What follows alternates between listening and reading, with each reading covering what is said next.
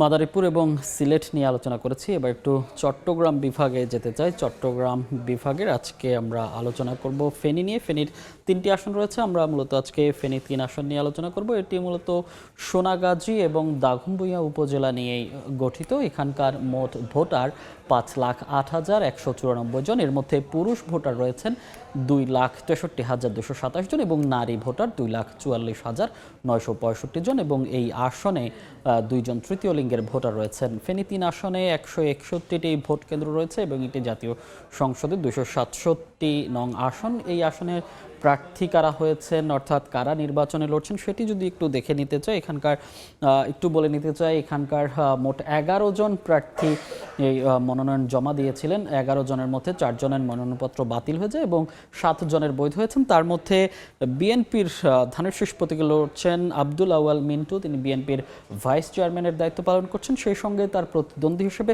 জামায়াতের প্রার্থী রয়েছে দাঁড়িপাল্লা প্রতীকে মোহাম্মদ ফখরুদ্দিন মানিক, তিনি ইসলামী ছাত্র শিবিরের সাবেক কেন্দ্রীয় সভাপতির দায়িত্ব পালন করেছিলেন এবং সেই সঙ্গে হাতপাখার প্রার্থী রয়েছে মোহাম্মদ সাইফুদ্দিন। এই 3 জন ছাড়াও কিন্তু আরও 4 জন প্রার্থী এখানে রয়েছে এবং যদি একটু বলতে চাই যে আব্দুল আউয়াল মিন্টুর যে মনোনয়ন, সেই মিন্টুর মনোনয়নের বিরুদ্ধে আপিল করেছে জামায়াতের যে প্রার্থী আছে ফখরুদ্দিন মানিক। তিনি তার আপিলে আসলে অভিযোগ তুলেছেন যে আব্দুল আউয়াল মিন্টুর দ্বৈত নাগরিকত্ব, যুক্তরাষ্ট্রে তার নাগরিকত্ব আছে বলেই তিনি অভিযোগ করেছেন, যদিও তার হলফনামায় সেটি উল্লেখ করা নাই বলে অভিযোগ করেছেন তিনি। এবং সেই সঙ্গে দাঁড়িপাল্লার যে অর্থাৎ জামাতের যে প্রার্থী রয়েছে তার সেই অভিযোগ তিনি করেছেন। এবং এই যে ফেনী 3 আসন, এই 3 আসনের ভোটের হিসাব এবং সব মিলিয়ে তথ্যগুলো জানছিলাম। এই নিয়ে আসলে বিস্তারিত জানাতে সেখানে আছেন আমাদের সহকর্মী আতিয়ার সজল, তার সঙ্গে যুক্ত হব। সজল, এই যে ফেনী 3 আসনের কথা আমরা বলছি এবং সেখানে যেটি আসলে বলছিলাম যে আপিল করেছেন এক প্রার্থীর বিরুদ্ধে আরেক প্রার্থী, তো সব মিলিয়ে নির্বাচনের মাঠের আসলে সমীকরণটা কি? সব মিলিয়ে নির্বাচনের মাঠের কথা যদি বলি, জানেন যে যাচাই বাছাই শেষে এখানে এখন পর্যন্ত 8 জন প্রার্থী তাদের মনোনয়নের বৈধতা পেয়েছেন। এখনও জানেন যে 20 তারিখ পর্যন্ত অনেকে হয়তো যারা বাতিল হয়েছেন তাদের মধ্য থেকে আবেদন করবেন। আজও একজন এখানে খেলাফত মজলিসের যিনি প্রার্থী, তিনি আবেদনে তার প্রার্থিতা ফিরে পেয়েছেন। এই নিয়ে আপনাকে যদি বলি, এখানে হেভিওয়েট প্রার্থীদের মধ্যে রয়েছে আব্দুল আউয়াল মিন্টু, যিনি বিএনপির ভাইস চেয়ারম্যান, এবং তার প্রতিদ্বন্দ্বী প্রার্থী রয়েছেন এখানকার জামাতের যিনি প্রার্থী রয়েছেন ফখরুদ্দিন মোহাম্মদ।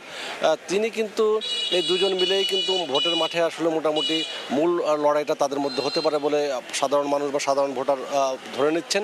যদিও তাদের প্রার্থিতা নিয়ে পরস্পরের ভিতরে কিন্তু এখন চলছে বিভিন্ন ধরনের বা অভিযোগের তীর। যেরকম আব্দুল আউয়াল মিন্টু, তিনি তার আমেরিকার যে দ্বৈত নাগরিকশিপের বিষয়ে কিন্তু তার বিরুদ্ধে নির্বাচন কমিশনে আপিল করেছেন, যদিও সেই আপিল শুনানিটি খুব সম্ভবত আগামী 17 তারিখে নিষ্পত্তি হতে পারে। এবং ওদিকে ঠিক বিএনপির পক্ষ থেকে যিনি প্রার্থী রয়েছেন আব্দুল আউয়াল মিন্টু, তার পক্ষ থেকেও জামাতের প্রার্থীর বিভিন্ন মামলার তথ্য গোপনের বিষয়টিও বিভিন্ন মাধ্যমে বলছেন, যদিও আনুষ্ঠানিকভাবে কোথাও লিখিতভাবে জানাননি।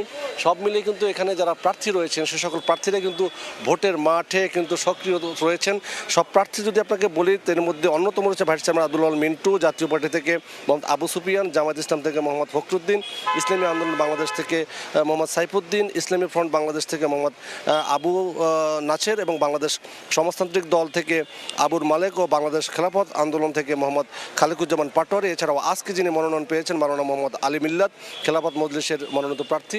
এই 8 জন প্রার্থী এখন পর্যন্ত ভোটের মাঠে লড়ে যাবেন। আর যদি ভোট কেন্দ্রিক সোনাগাজী এবং দাগনভূঞা এই দুটি উপজেলা নিয়ে এখানকার যারা ভোটার রয়েছেন তাদের যে ভাবনা, সেই ভাবনায় তারা বারবার বলছেন যে আপনারা জানেন যে ফেনীর উপকূলীয় উপজেলা সোনাগাজীর বেশ কিছু সমস্যা রয়েছে। তার মধ্যে যে এখানে নতুন চর জেগেছে, সেই চরের আউটার ভেরিবাদ না থাকায় বন্যা জলোচ্ছ্বাসে আউটার ভেরিবাদে নতুন যে সকল জনবসতি গড়ে উঠেছে তারা কিন্তু একটি জীবন ঝুঁকিতে থাকেন।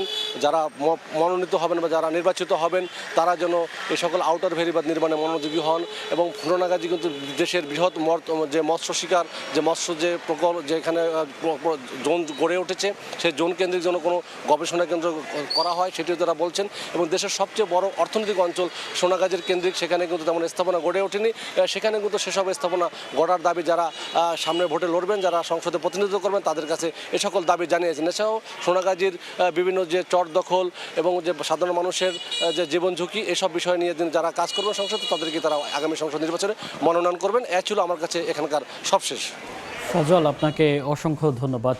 ফেনী 3 আসনের সবশেষ পরিস্থিতি জানাচ্ছিলেন সহকর্মী আতিয়ার সজল।